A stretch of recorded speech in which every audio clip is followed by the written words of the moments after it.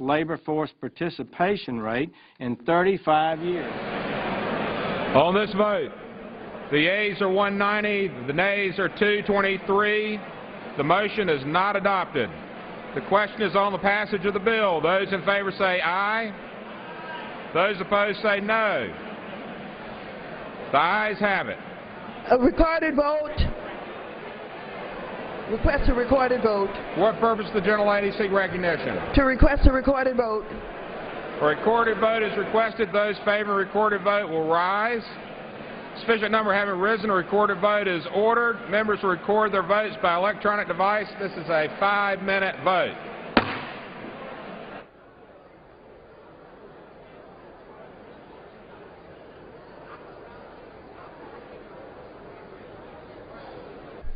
Well, we showed you just a portion of the Budget Conference Committee meeting from earlier today. You can see the entirety of our coverage, by the way, on our website, cspan.org.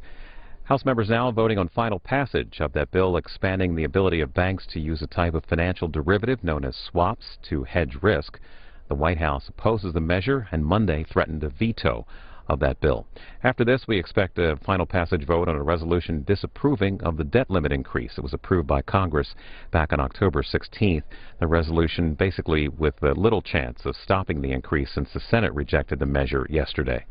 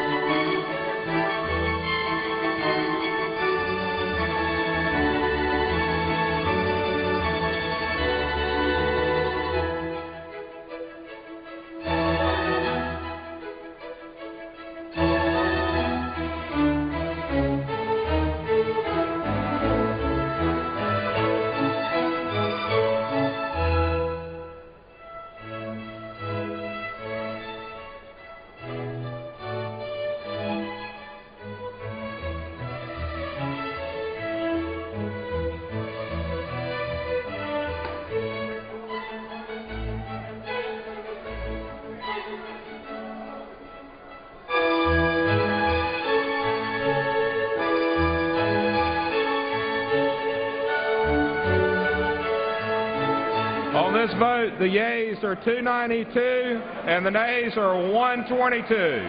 The bill is passed. Without objection, the motion to reconsider is laid on the table. The unfinished business is the vote on the passage of House Joint Resolution 99, on which the yeas and nays are ordered. The clerk will report the title of the joint resolution. House Joint Resolution 99, joint resolution relating to the disapproval of the President's exercise of authority to suspend the debt limit as submitted under Section 1002B of the Continuing Appropriations Act 2014 on October 17, 2013. The question is on the passage of the joint resolution. Members will record their votes by electronic device. This is a 5-minute vote. And final passage now on a resolution disapproving of the debt limit increase that was approved by Congress on October 16th. This is a 5-minute vote, and it will be the last bit of legislative business for the week in the House. Well, beginning in just a couple of minutes, live coverage of another House-Senate conference, this one to work out differences on the 2013 Farm Bill. One of the main points of difference between the two chambers is the level of cuts to the Supplemental Nutrition Assistance Program, or SNAP. Otherwise known as food stamps for low-income Americans. The Senate bill currently cuts about $4 billion from the program.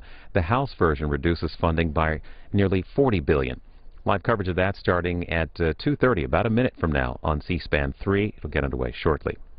There was music on Capitol Hill today. The Associated Press writing, Congress honored Winston Churchill with a bust and a performance by another famous Briton, The Who's Roger Daltrey. Senate and House leaders, as well as Secretary of State John Kerry, gathered today to dedicate the Churchill bust, which will now stand in the Capitol as a testament to the strength of the relationship between the U.S. and the U.K. Roger Daltrey sang Stand By Me, and House Speaker John Boehner said the song was a tribute to the U.S.-UK relationship. By the way, we did tape that program, and it is available on our website to see in its entirety. Go to cspan.org.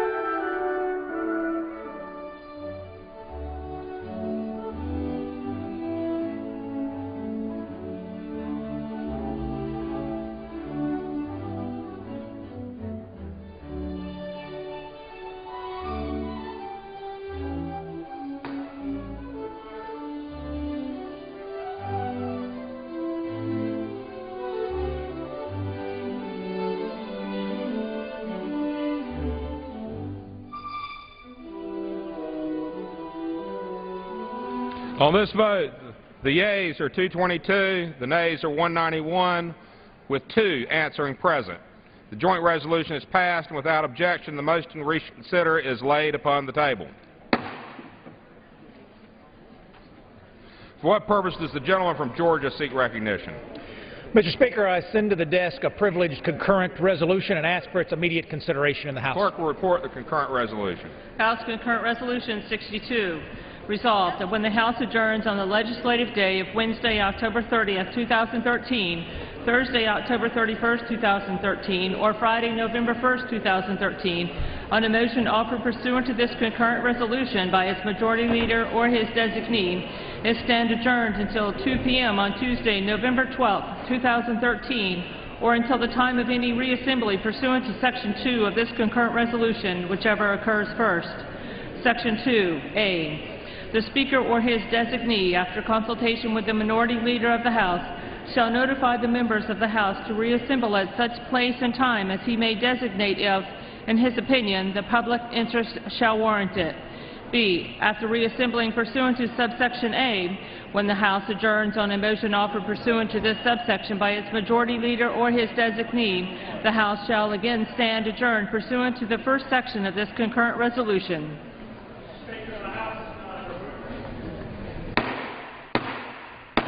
The House will be in order. Without objection, the concurrent resolution is adopted and the motion to reconsider is laid on the table. The Chair will entertain requests for 1-minute speeches. For what purpose does the gentleman from Missouri seek recognition? Mr. Speaker, I'd like to unanimous consent to speak to the House, revise and extend my Without objection. Mr. Speaker, 2 days ago, what one newspaper called perhaps one of the gentlemen of Congress, Ike Skelton, died here in Washington. And for those of us here in the Missouri delegation, as well as those who are involved with, who were involved with Congressman Skelton on the Armed Services Committee, we are here to convey to the body that our colleague, our friend, has indeed died, and we who had the opportunity to know and serve with him, are of course very saddened by his unexpected death.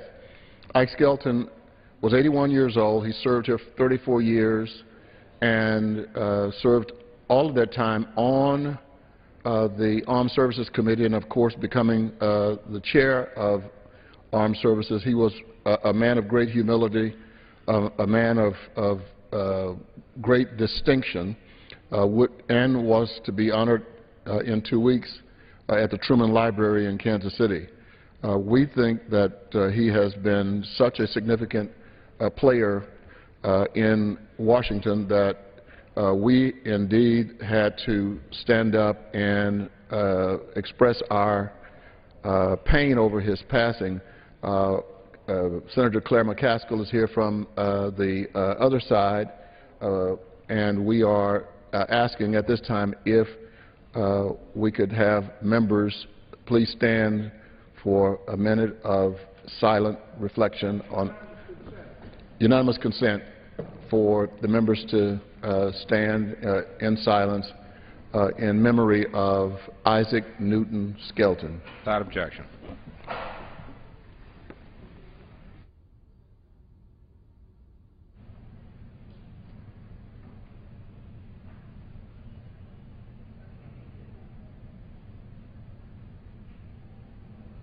Thank you, Mr. Chairman.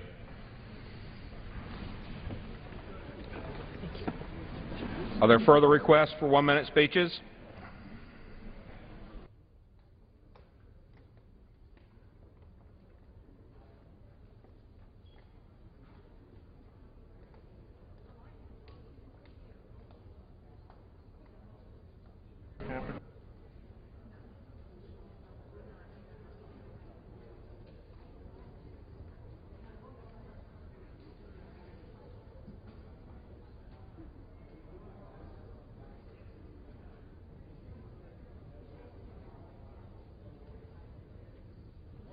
Gentleman from Maryland seek recognition. Mr. Speaker, we have just observed a moment of silence for Isaac Skelton, my good friend Emanuel Cleaver, Ike's good friend Senator McCaskill, Bill Clay and Lacey Clay and others who are here from the Missouri delegation. I want to rise with them, not in a moment of silence, but in a moment of tribute. We'll perhaps have an opportunity to speak a longer time. Yesterday, many of us had the opportunity to participate in a memorial service for Tom Foley. Tom Foley was the Speaker of this House. And a gentleman spoke who is, I think, one of the most revered members that has served in this body, Robert Michael. Bob Michael was Tom Foley's friend. Bob Michael was the leader of the Republican side of the aisle. They were friends, colleagues, and cooperated with one another to the benefit of this institution and its members. And the Dean of the House adds correctly to the benefit of our country and all its citizens. Bob Michael observed the civility that each one of them displayed and the willingness to reach out across the aisle and to make things happen positively for our country and for our citizens. We lost another individual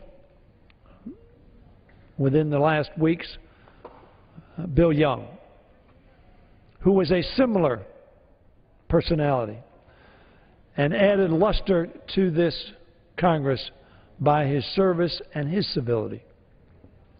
Major Owens was another whom we lost. 4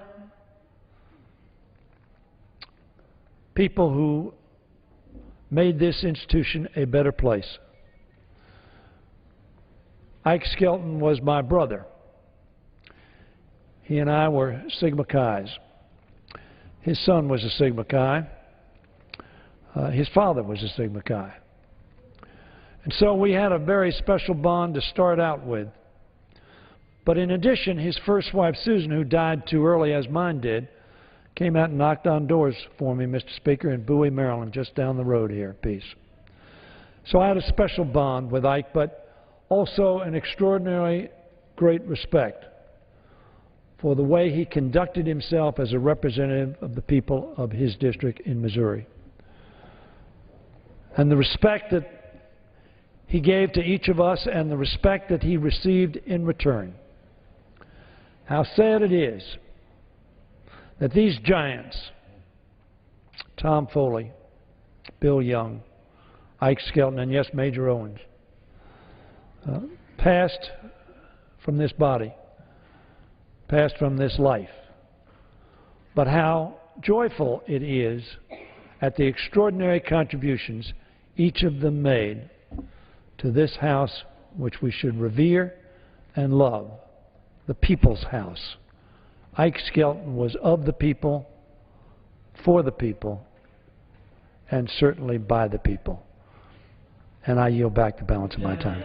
I'll be glad to yield to my friend. I want to just thank the gentleman for speaking. Ike lived in Northern Virginia when he was here, and I would see him many times on the weekend. I want to second when I saw it was across the screen that he had died, I felt very, very badly. And to second what the gentleman said, many nights as I was driving home, I would see a car, Ike Skelton and Bill Emerson. They carpooled together. Bill Emerson, a Republican member from our side, Ike from your side. They carpooled together. They were the best of friends, and Ike was one of the finest people that I've served with since I've been in this House. I yield back. Thank the gentleman for you. I thank the gentleman for his comment, and I yield back the balance of my time.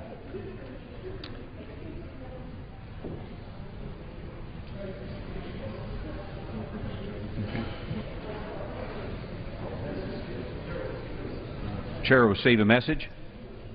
Mr. Speaker, a message from the President of the United States. Mr. Speaker, Mr. Secretary. I am directed by the President of the United States to deliver to the House of Representatives a message in writing.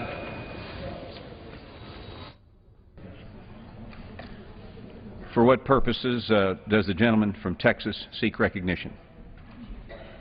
Ask unanimous consent to address the House for 1 minute to revise and extend my remarks. Without objection. Mr. Speaker, the most important person in my life, my grandmother, always told me that you never hurt somebody you claim you love. This simple but powerful statement is one to reflect on this month, October, Domestic Violence Awareness Month. When I came to Congress, I met a remarkable woman named Yvette Cade from Maryland, who was the victim of a horrible domestic abuse. After being denied a protective order by a judge, Yvette's estranged husband came into her place of employment, poured gasoline on her, and set her on fire. This incident changed her life forever but does not hold her back, and now she advocates for other domestic abuse victims. Domestic violence affects all races, religions, and economic groups. I am working along with my friend Jim Costa of the Victims' Rights Caucus to make sure that Congress deals with this issue not just October, but every month of the year. Domestic violence is never the fault of the victim, it's the fault of the perpetrator. Mr. Speaker, you never hurt somebody you claim you love. And that's just the way it is. I yield back. For what purpose does the gentleman from Ohio seek recognition? Or gentlewoman, I'm sorry. Thank you.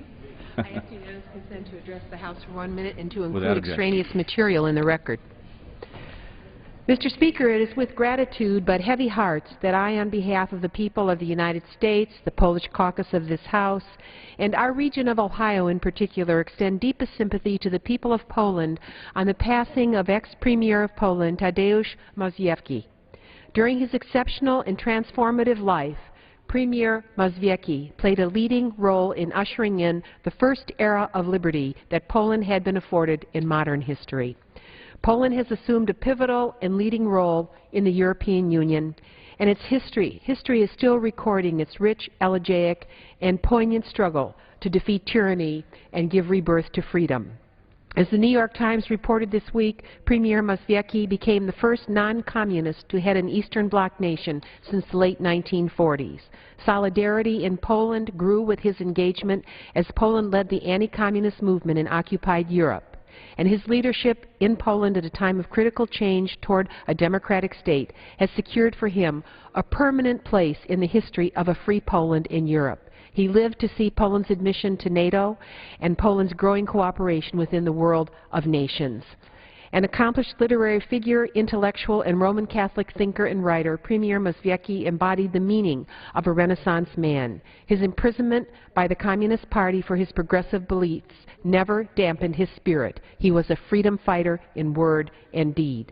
Mr. Speaker, may his legacy inspire future generations to live with the courage and intellectual rigor he demonstrated in each decade of his life. And may white eagles fly over his memory and Poland's historic accomplishments as she walks with free nations in liberty's march. I yield back my remaining time. For what purpose does the gentleman from Pennsylvania seek recognition?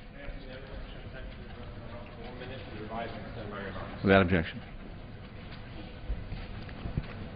Mr. Speaker, over the past few months I've come to the House floor to sound the alarm regarding the emptiness of the promises the President made when he sold his health care law. Promises such as, if you like your health care plan, you can keep it, and that premiums would drop by $2,500. Those promises, Mr. Speaker, are now on the ash heap of history. Here's what I'm hearing from my district. A woman from Allegheny County recently showed me the letter she got from her insurance company. The letter begins, "This is to inform you that we will discontinue your health care plan on December 31st, 2013. A father in the North Hills of Pittsburgh tells me his family's coverage is also being terminated next year. Another woman from the North Hills wrote to tell me that she gets insurance through her employer, a small business, but that her share of the premiums are tripling.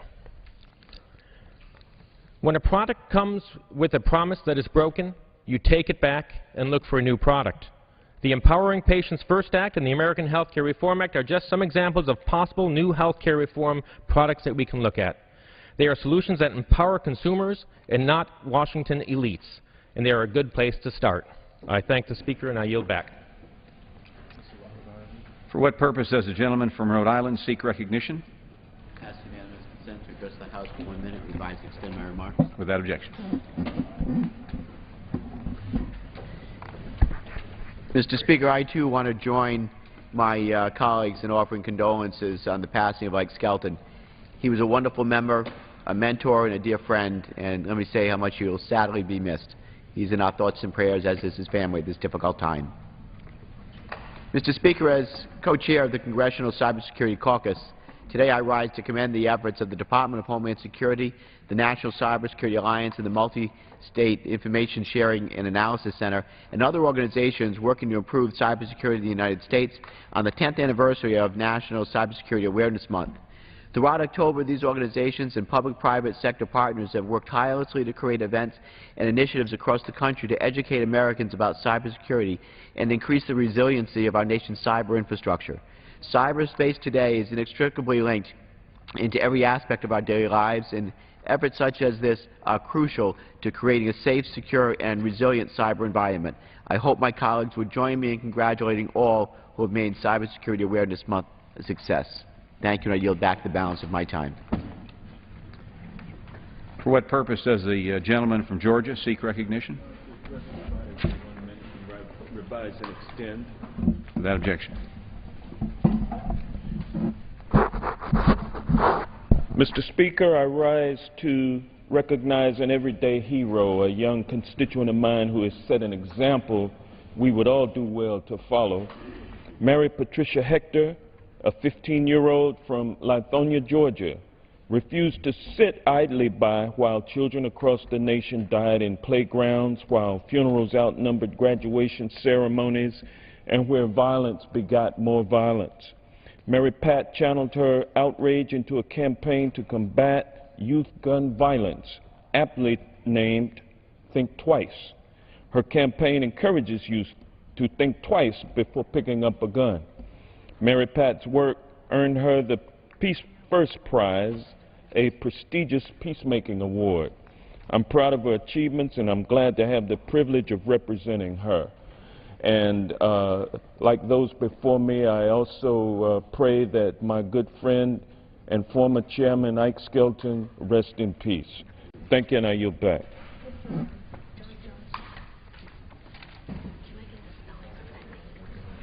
For what purpose does the gentlewoman from California seek recognition? I ask for unanimous consent to address the House for 1 minute. Without objection. Thank you, Mr. Chairman. As a member of the Sustainable Energy and Environment Coalition and the Safe Climate Caucus, I rise to call for urgent congressional action on climate change.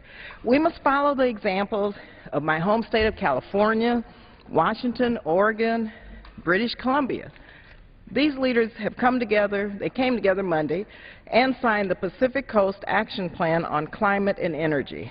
The action plan will help them collectively reduce carbon pollution and greenhouse gas emissions, which will not only help the environment, but it will also help public health and strengthen our economy.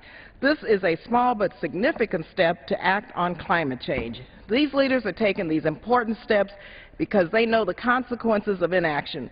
They recognize that the effects of climate change cross borders freely. Republicans and Democrats should follow this good example of action, and our leadership should move forward to combat climate change.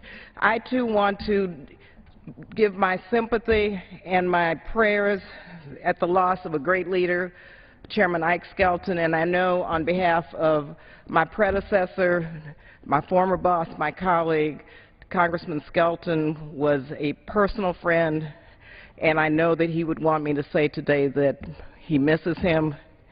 May his soul rest in peace.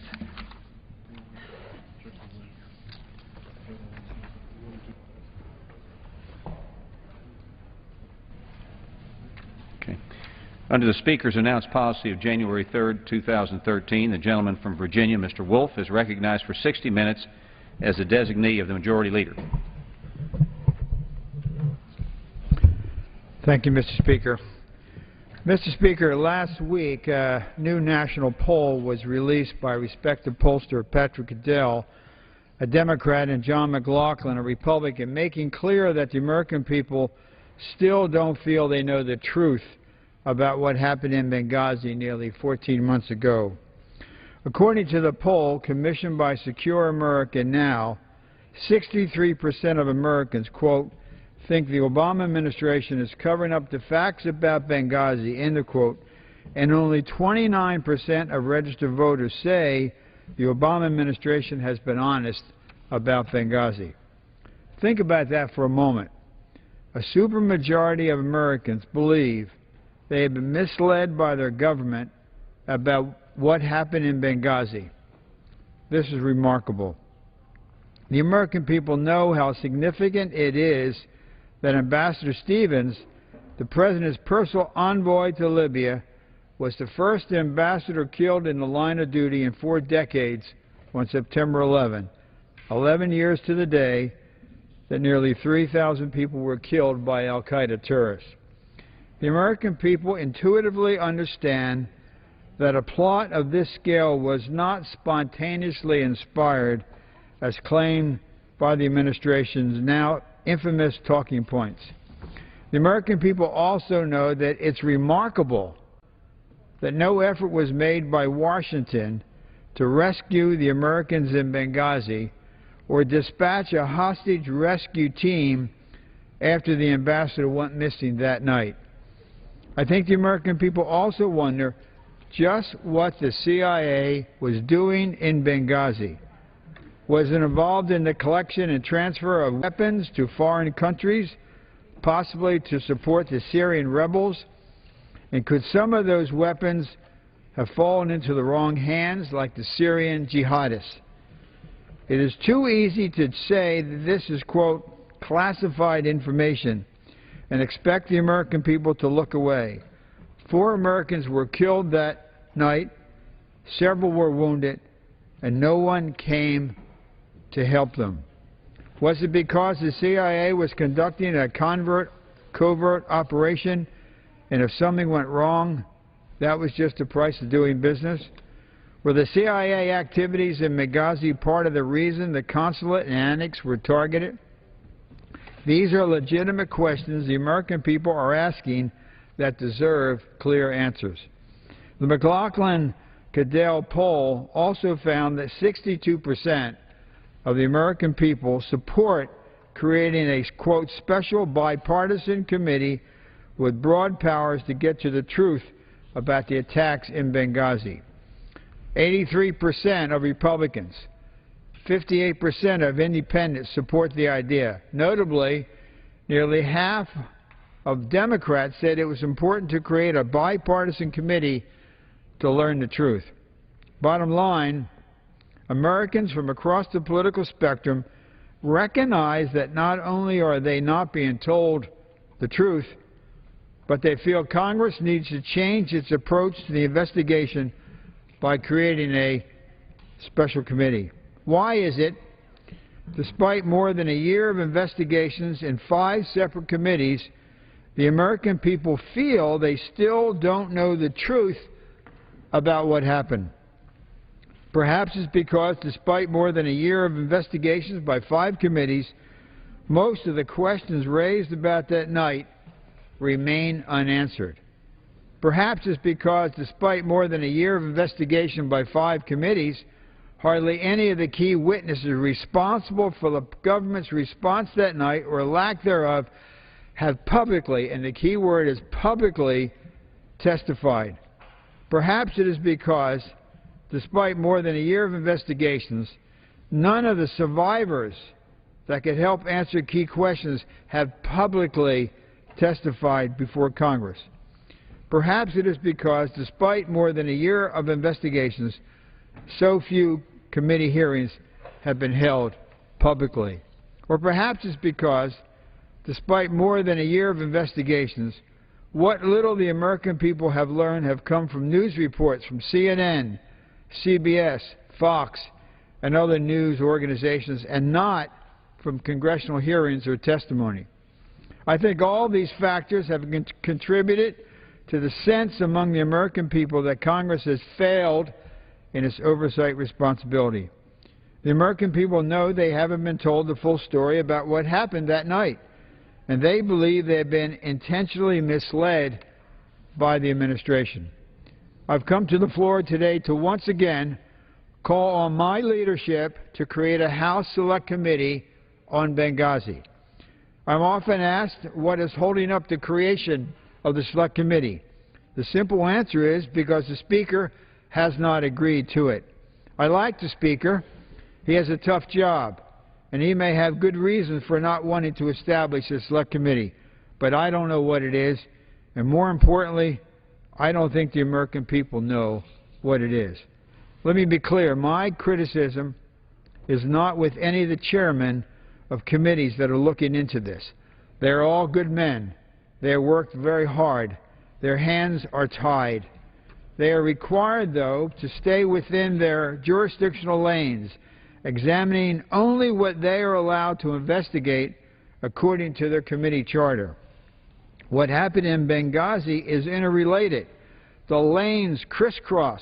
The White House, the State Department, the CIA, the Defense Department were all involved, resulting in overlapping but uncoordinated investigations.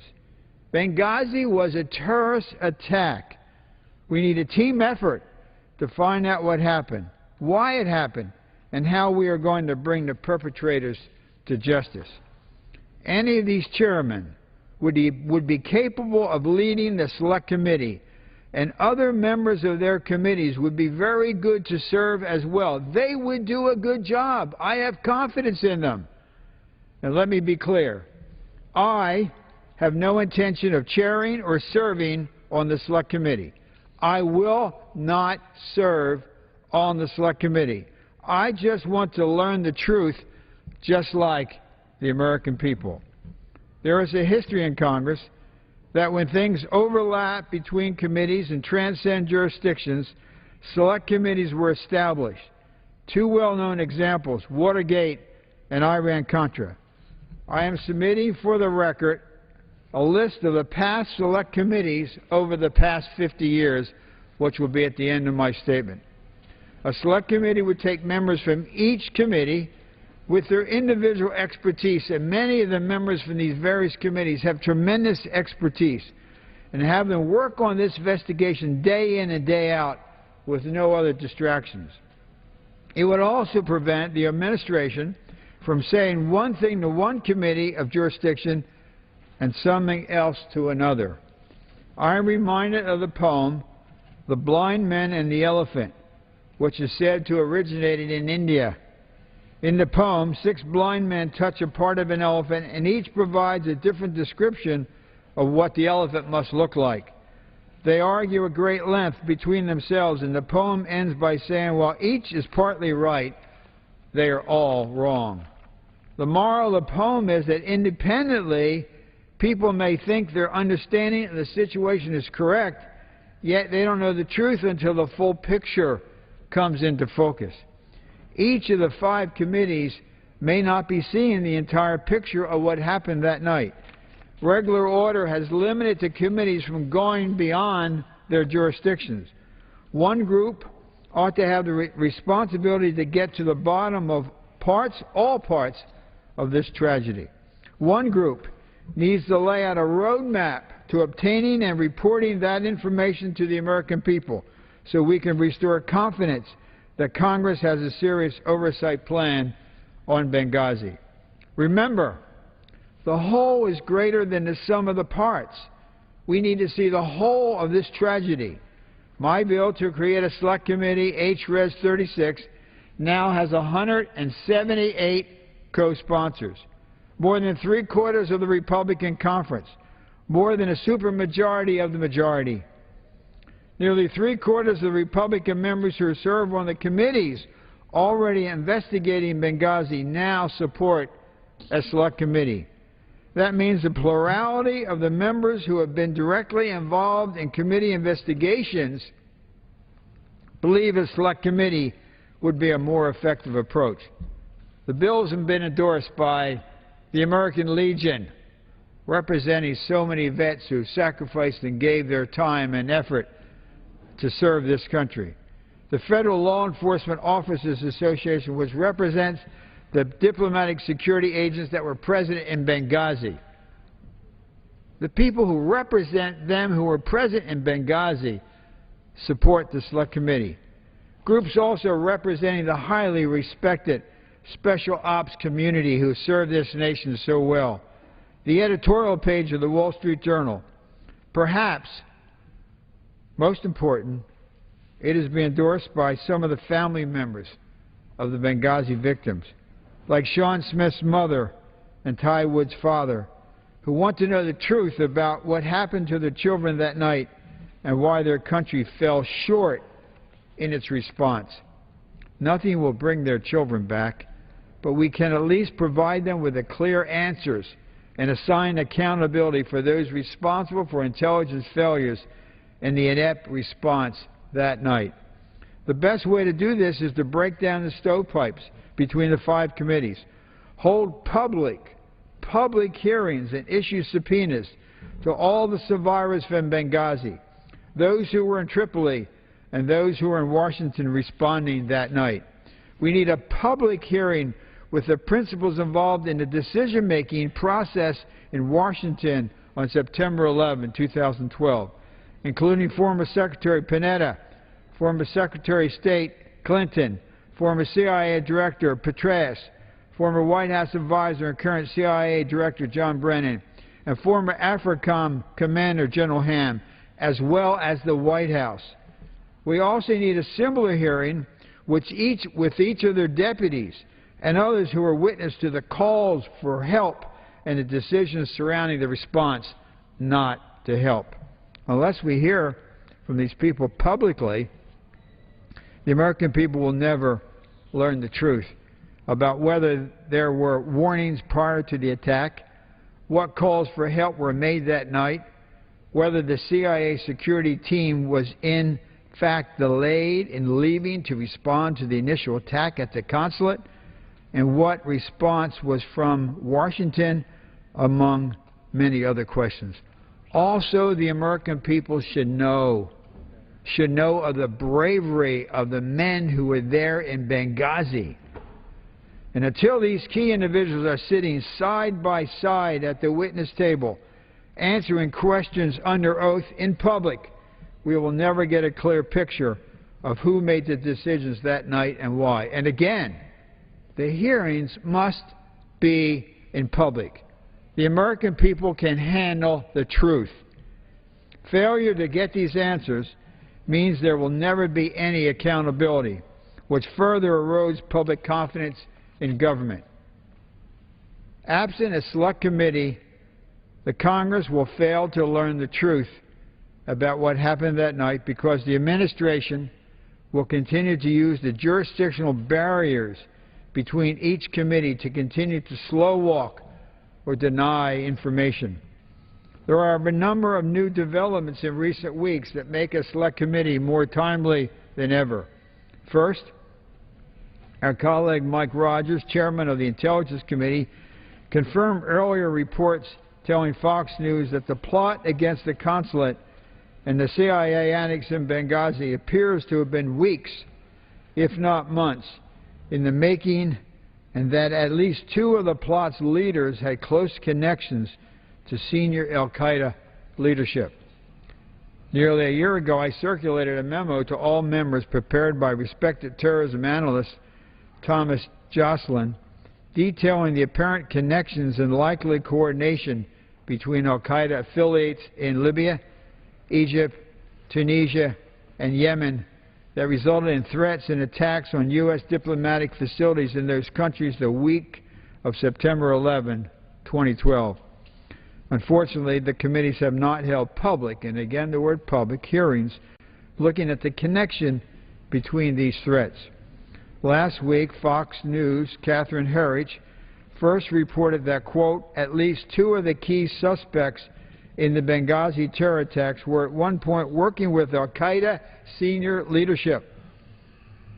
Sources familiar with the investigation tell Fox News the sources said one of the suspects was believed to be a courier for the al-Qaeda network and the other a bodyguard in Afghanistan prior to the 2001 terror attacks, end of quote. Catherine Herridge went on and said the direct ties to the al-Qaeda senior leadership undercut earlier characterizations by the Obama administration that the attackers in Benghazi were isolated extremists, not al-Qaeda terrorists, with no organizational structure or affiliation, end of quote. And then, on Sunday, CBS 60 Minutes aired a segment by Laura Logan further explaining what happened that night and the increasingly clear connection to al-Qaeda. And I'm very grateful for 60 Minutes to covering this story. Logan reported that, quote, just a few weeks ago, Abu Anas al-Libi was captured for his role in the Africa bombings, and the U.S. is still investigating what part he may have played in Benghazi. We have learned, she said, that this man, Sufyan bin Kulmu, a former Guantanamo Bay detainee and a longtime al-Qaeda operative, was one of the lead planners, along with Faraj al-Chalabi, whose ties to Osama bin Laden go back more than 15 years. He's believed to have carried documents from the compound to the head of al-Qaeda in Pakistan, end of quote. It is particularly notable al-Chalabi reportedly delivered documents from U.S. facilities in Benghazi to the head of al-Qaeda in Pakistan, establishing a direct link between Benghazi attacks and the most senior leadership of al-Qaeda. Among the other revelations in a 60-minute segment, al-Qaeda stated its intent to attack Americans in Benghazi, along with the Red Cross and the British mission, well in advance of September 11. Lieutenant Colonel Andy Wood, the top American security official in Libya in the months leading up to the attack, told CBS that both the State Department and the Defense Department were well aware of the threat and the attacks on the Red Cross and British missions. And, he said, it was, quote, obvious to the Americans in Libya, obvious, that it was only a matter of time until attack on the U.S. facilities. When the terrorists stormed the consulate property, they said, quote, we're here to kill Americans, not Libyans, end of quote, and they spared the lives of the Libyan guards. Confirmation of that information I detailed on the House floor in July, noting that, quote, a quick reaction force from the CIA annex ignored orders to wait and race to the compound, at times running and shooting their way through the streets just to get there, end of quote. The Americans faced a, quote, professional army as they encountered waves of intense fighting on the CIA annex in Benghazi during the early morning of September 12. Mortars fired during the final wave of the assault hit the roof of the annex 3 times in the dark. Lieutenant Colonel Wood described hitting a target like that as, quote, getting the basketball through the hoop over your shoulder, and that it took, quote, coordination, planning, training, experienced personnel to pull off such a well-executed attack. 2 Delta Force operators who fought at the CIA annex, apparently as part of the impromptu team that flew in from Tripoli with Glenn Doherty during the attack without permission from Washington, have, quote, been awarded the Distinguished Service Cross and the Navy Cross, 2 of the military's highest honors, and we owe them a debt of gratitude. The U.S. already knew that senior al-Qaeda leader Abu Anas al-Libi was in Libya and was tasked by the head of al-Qaeda to establish a clandestine terrorist network inside the country. Al-Libi was already wanted for his role in bombing 2 embassies in Africa, where constituents from my congressional district were killed. Notably, the administration made no mention of his connection to the Benghazi attacks in its announcement of his capture last month. Some of the key questions that remain unanswered are why the CIA security team was ordered not to respond to the attack at the consulate, and why no larger military response ever crossed the border into Libya, summoning the U.S. Deputy Chief of Mission Greg Hicks, realized wasn't going to happen just an hour into the attack. It is particularly noteworthy that Logan addressed the pressure on witnesses she encountered during her investigation, saying, and here's what she said, quote, "An extraordinary amount of pressure on the people involved not to talk, and an extraordinary amount of pressure on anyone in the government, the military side, the political side, not to say anything out of official channels." This is consistent with the concerns I have repeatedly raised on the floor, House floor, about efforts by this administration to silence survivors and witnesses to the Benghazi attack and response. What are they afraid of, these witnesses sharing with the American people? And how can the Congress stand by and allow this to happen, knowing full well it is taking place? CNN in July reported that, quote, "Since January, some CIA operatives involved in the agency's mission in Libya have been subjected to frequent, even monthly polygraph examinations, according to a source with deep inside knowledge of the agency's working. The goal of the questioning, according to sources, is to find out if anyone talking to the media or Congress." That was reported by CNN in July.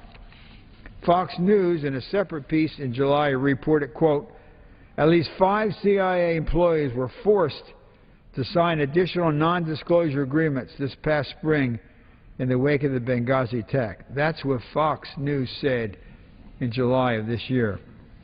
As someone who represents thousands of federal employees and contractors, including many who work for the CIA, the FBI, the State Department, and the Defense Department, I know from years of first-hand experience how agencies can sometimes use various forms of pressure and intimidation to keep employees from sharing information of concern with Congress. I know the Benghazi survivors and other witnesses that night from those agencies need the protection of a friendly subpoena to compel their testimony before Congress, particularly on matters as sensitive as this, in order to protect them. So far, the committees have failed to provide this protection to allow survivors and other witnesses to allow them to share their story publicly so the American people can hear them. Based on disclosures in recent news reports, I now believe that the Benghazi plot represents a significant intelligence failure by the United States at several levels.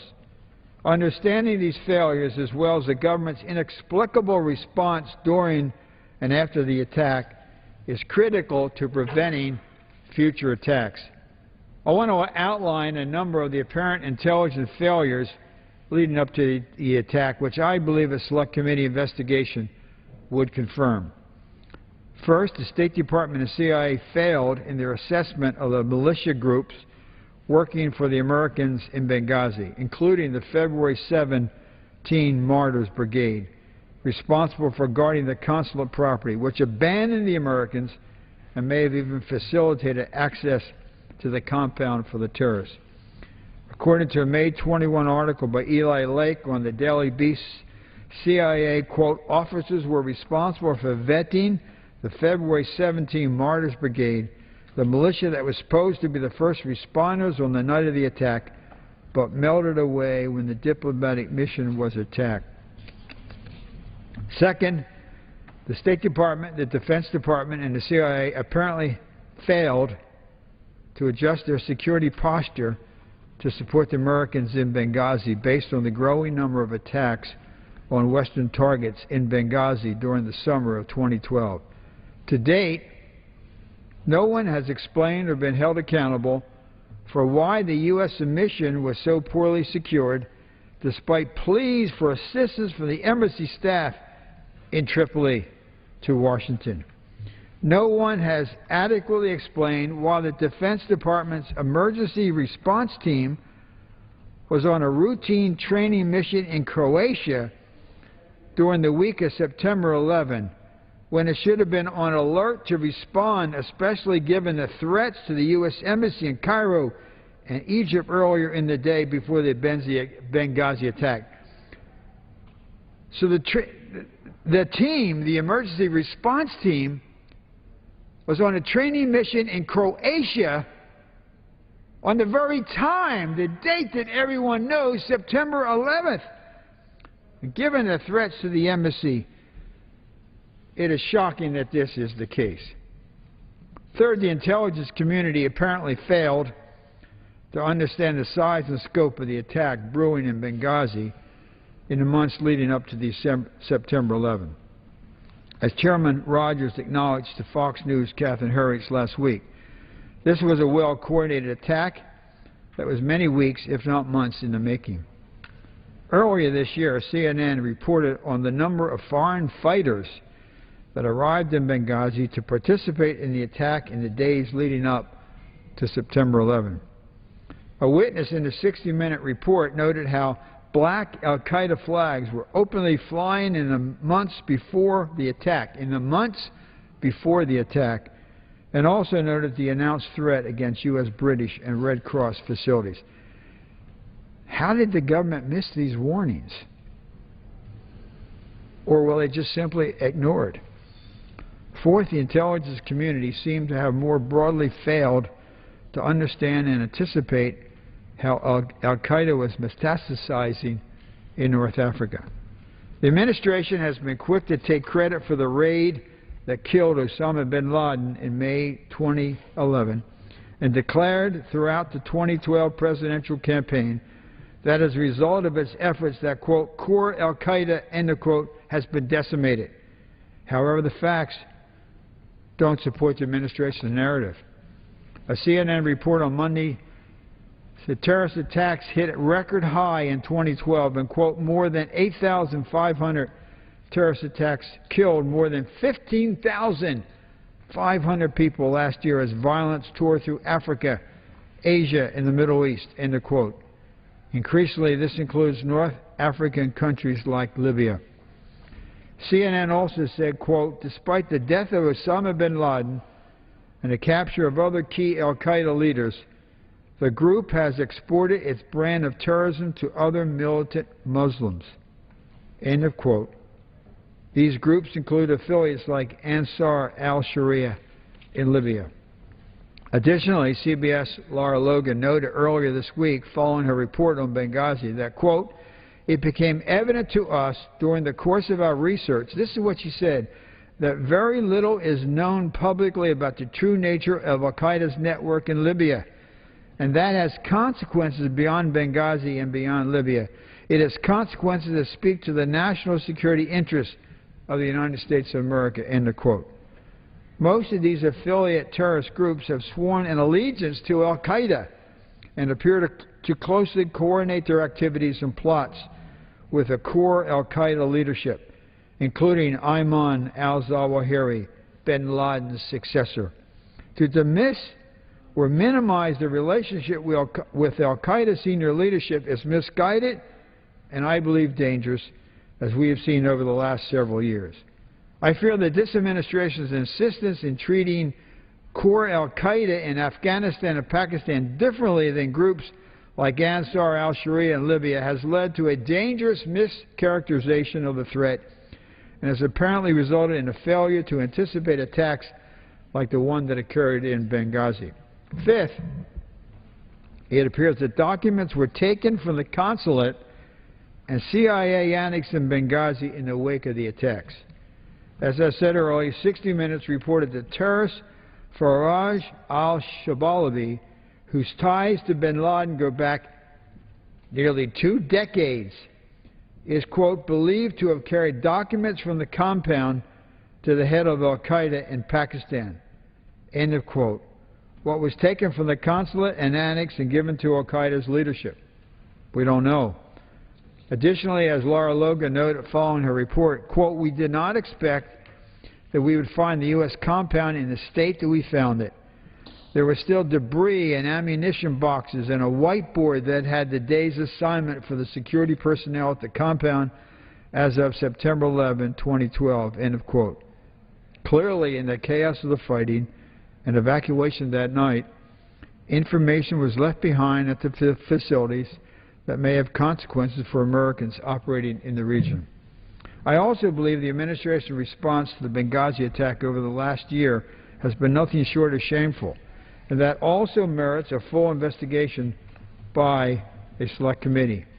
First, from the first hours of the attack, when it became apparent that no help was coming to assist those under attack, either from U.S. forces or from our allies in the region, to the failure of the FBI to gain access to key suspects in Tunisia and Egypt over the last year, this administration has sent a signal to terrorists that the U.S. will not strongly respond to an attack on Americans abroad.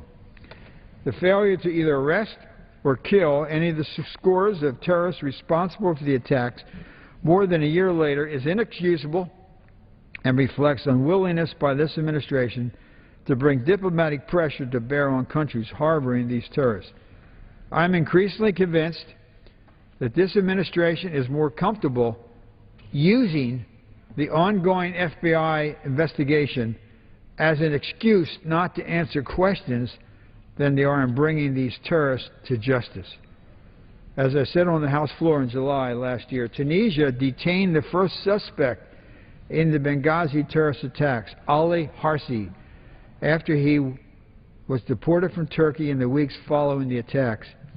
Tunisia, despite being a beneficiary of more than $300 million of U.S. foreign aid, American taxpayer money, over $300 million, goes to Tunisia. They refused to allow the FBI access to this suspect for nearly 5 weeks. It was only after congressional threats to cut off the aid that the government of Tunisia reconsidered its position. Ultimately, the FBI interrogation team returned to Tunisia and was allowed just 3 hours to interview Harsi with his lawyer and a Tunisian judge present. Not long after the FBI interview, Harsi was inexplicably released by Tunisian authorities, and his release was celebrated by Ansar al-Sharia terrorists. Last month, it was confirmed that Harsi has been involved in at least one assassination of a Tunisian political leader. In another equally concerning case in Egypt, the FBI has been denied access to Muhammad Jamal, an al-Qaeda-connected terrorist who ran training camps in Egypt and eastern Libya prior to the Benghazi attack. Several of Jamal's associates are believed to have participated in the Benghazi plot, and terrorism analysts believe that Jamal may have communicated directly with Zawahiri and al-Qaeda's leadership about this and other terrorist attacks. Although Jamal has been in Egyptian custody for more than a year on other terrorism-related charges, the U.S. has never provided access to him under both the Morsi government and now the current military government. I personally delivered a letter to former Ambassador Patterson in Cairo asking the then President Morsi to provide the FBI access to Jamal and his documents. I don't believe the ambassador ever delivered the letter, and if she did, she never told me. But that in itself is very, very troubling. Jamal's connection to the Benghazi attack is particularly noteworthy given that both the U.S. and the United Nations formally, both the U.S. and the United Nations formally designated him as a terrorist earlier this month. However, in another example of the administration's aversion to discussing terrorist connections to the Benghazi attack, the UN designation clearly notes Jamal's connection to the Benghazi attack, whereas the State Department designation omits it. So the U.S. designation clearly notes Jamal's connection to Benghazi attack. The State Department omits it. The UN says, and our State Department omits it? I believe there's been pressure from the administration to omit this type of information from U.S. intelligence products, sending conflicting signals to both our allies and to countries that may have Benghazi suspects of interest to the FBI. And I have a lot of confidence in the FBI if they're just allowed to do their job.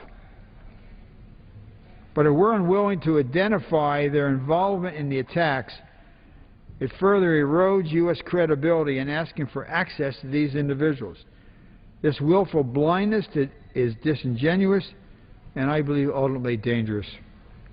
In early January, when I offered an amendment to create a select committee to the House Rules package for the 113th Congress, Speaker Boehner told the Republican conference that he didn't believe that we had reached the threshold for a select committee. He suggested that we might get to the threshold, but the Committee of Jurisdiction just needed more time. That may have been the case in January, but nearly 11 months later, I think the broad support that has built up over the last year makes it clear we have more than passed the threshold for a select committee now.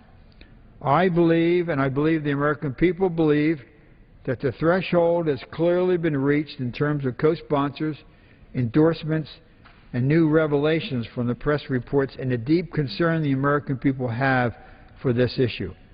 I was particularly struck by the comments made by Ambassador Stevens' deputy Greg Hicks in the 60 Minutes Peace segment on Sunday. Quote, "For us, for the people that go out into the edge to represent our country," he said, "we believe that if we get in trouble, they're coming to get us, that our back is covered. To hear that it's not," he said, "it's terrible, a terrible experience," end of quote. It is not enough for the administration to just say there's nothing more that could have been done, especially given that evidence indicates that they didn't try much at all to assist the Americans under fire in Benghazi. Mr. Speaker, it is time for a unified, bipartisan select committee. Let's get to the truth once and for all so we can find out what happened and restore the American people's confidence in congressional oversight and confidence in government. And yield back the balance of my time. Gentleman yields back. Right here. Under the Speaker's announced policy of January 3rd, 2013, the gentleman from Texas, Mr. Green.